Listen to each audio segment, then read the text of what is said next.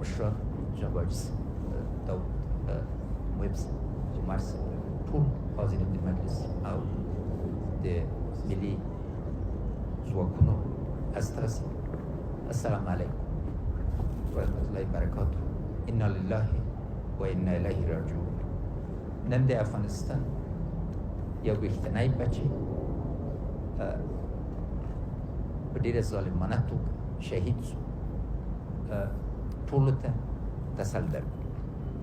دا څادر چې ما په اوږو وینئ دا د مینه پال صاحب مور راکړی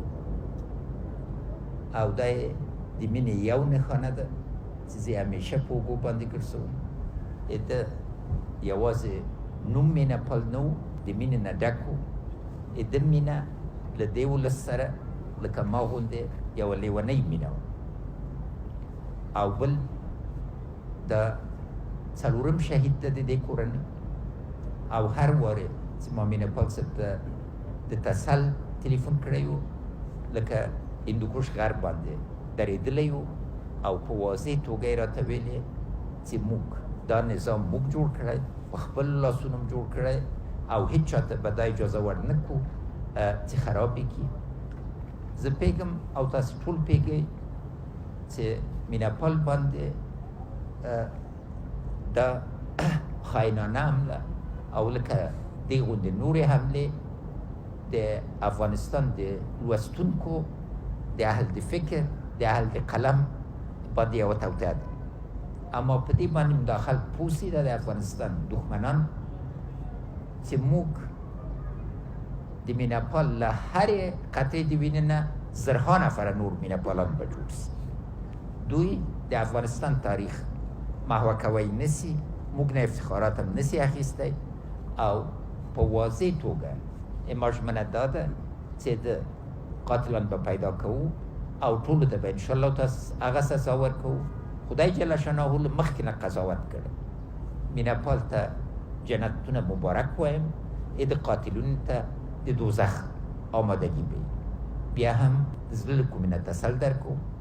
تاسو له دریځ نه ورونو خاصتا مننه کوم او نن چې د مینه پال صاحب بیا ورور وویلې چې غواړي چې لاړ شي ځواک د افغانستان امنیتي او دفاعي ځواکونو کې برخه واخلي، دغه بیا هم اراده ده.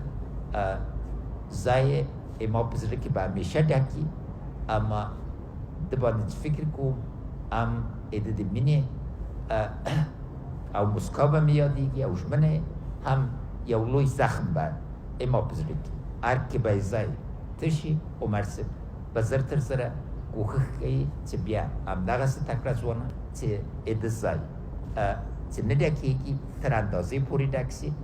نو بیا هم له یو خوا نه تاسو ته تسل در کوم، له بلې خوا نه ټول دې پوه سي چې موږ لکه غره غوندې په خپل ځای کې درېدلي یو. دوی ملا ماتېږي ځکه دوی غیر له شر نه بل پیغام نه لري.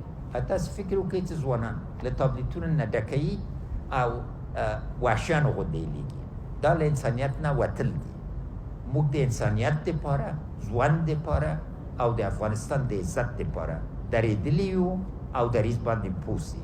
انشاءالله تعالی به کولی سو چې یو ورځ په خوښي بیا د مینه پال دپاره خاص ترتیبات ونیسو. اوس هم عمر صاحب ځینې ځایونه هم په زابل کې هم دلته د مینه پال په یاد باندې کمیسیونونو سره وغږېږي چې د یاد همیشه تازه وي لکه چې موږ په زړه کې ده. خدای مو ساته.